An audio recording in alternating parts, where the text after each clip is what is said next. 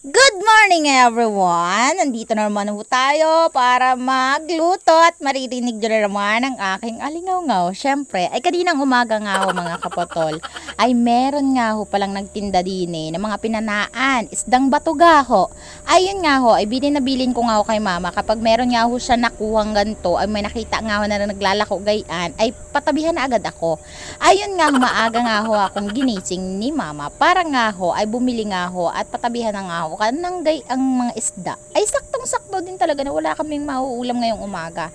Nakikravings din talaga ako ng gayan. Kasi nga ho, simula na nagmaydi ngayon, yung magaling kong ate, na samantalang wala ako dito noon, ay nag-ihaw nga ho sila ng gayan.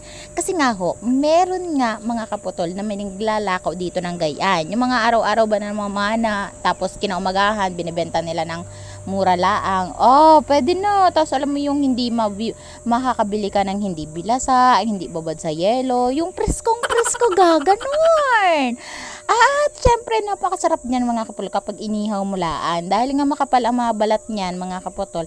Ayan nga ho ay iniihaw laang para mas malasa siya. Tapos matagal-tagal mo din talaga siyang ihawin para yun talaga namang pinakauling lang yung mag-iihaw sa kanya. Ay, namit gyud. Partneran mo rin talaga siya ng masarap at mabangong bagoong na may sili, tapos may kalamansi at may suka. Perfect! Napaka-perfect ng umagahan nyo.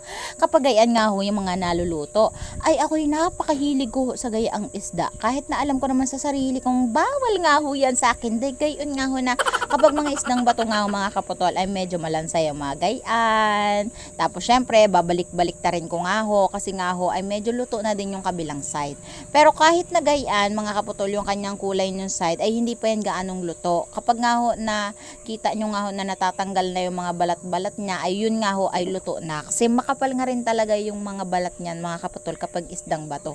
At pansin din natin sa isdang bato mga kaputol, medyo maano siya, malansa, gayon. Kaya ako may mga tao kasi may mga bawal sa malansa. Pero sa akin, nakatulad ko ring malansa din, ay hindi naman siya bawal. Masasabihan na naman tayo ng basher na talandi daw yung akin tawa. Ay, buhay. Sundami! At ayun na nga mga kapotol, babaliktad-baliktarin mo lang yan. Katulad ng pagbaliktad-baliktad ko kanina sa kama. At ayun nga, syempre kailangan mo nga balik-baliktarin at bantayan ang aring mga inihaw na isdang bato. Kahit hindi mo na siya astinan, kung maalat naman yung iyong sausawan, ay pwede na yun. Syempre hindi na nga inaasinan ng gayang isda kasi makapal din naman yung balat niya at hindi naman kinakain yung pagkabalat niyan. Sino ganamang aring kakainin mo pa ang aring balat? Ay matibay ka na rin kung gayon. Napansin ko nga ho dito na yung isa ay medyo ano nga yung kanyang mga balat, manipis. Kaya sabi ko nga ho kay mister ay alalayan laang ang mga uling na gayon nga ho na hiningi ko pa rin kay mama. At nung naluto na, after so many years, ay naganda na rin talaga ako ng mga kanin, sausawan. Bale, magkaiba nga ako kami ng sausawan dahil hindi mo makakakain yung anak ko kapag hindi kami nagbukod ng sausawan. At saka mahina rin talaga yung asawa ko dahil pagka nipis-nipis din talaga ng mga labi niya na masasarap nga rin talaga laplapin. Ang dami na naman natin sinasabi mga kaputol. Ay nako, mapapabuntong hininga ka na laang sa kung ano-anong mga naiisip sa alingaw-ngaw ng anyong kaputol. At ayun, bago nga ho tayo kumain ay mag-operate nga ho tayo ng mga cellphone na anik ng aking mga junakis.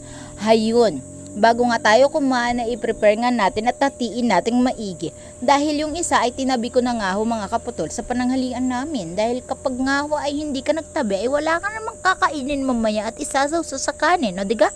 Mamang problema ka na naman mga kaputol kapag nga ho ay wala na namang ulam.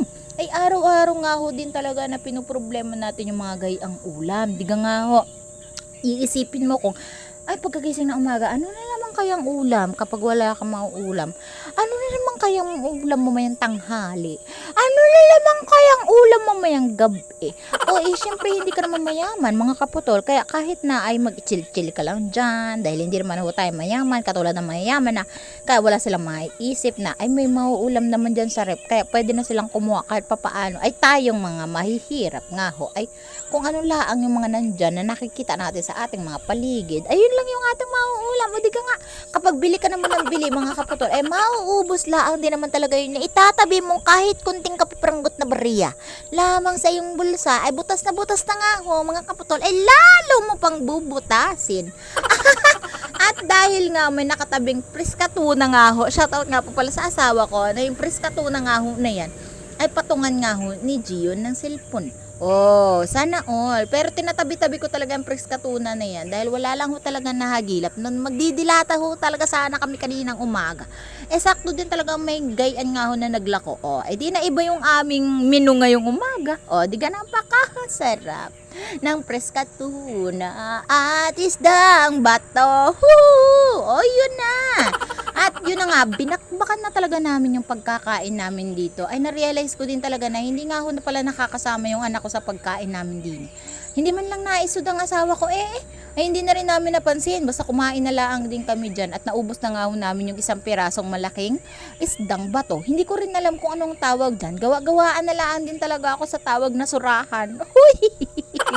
At ayun nga mga kaputol, good morning everyone at maraming salamat din talaga sa mga panunood at pagsusubaybay nyo sa aking alangaw-ngaw at sa inyong kaputol. Ay maraming salamat din ho sa mga nagsishare, nagsisend ng stars at mga follow ng utay-utay kahit na medyo hindi tayo mabilis ang follow up ngayon dahil medyo busy din talaga si kaputol at hindi nakakapag-vlog. At ayun nga, maraming salamat at nabusog na naman ang aming umagahan. Hanggang dito na lang mga kapotol. Kinsa ni?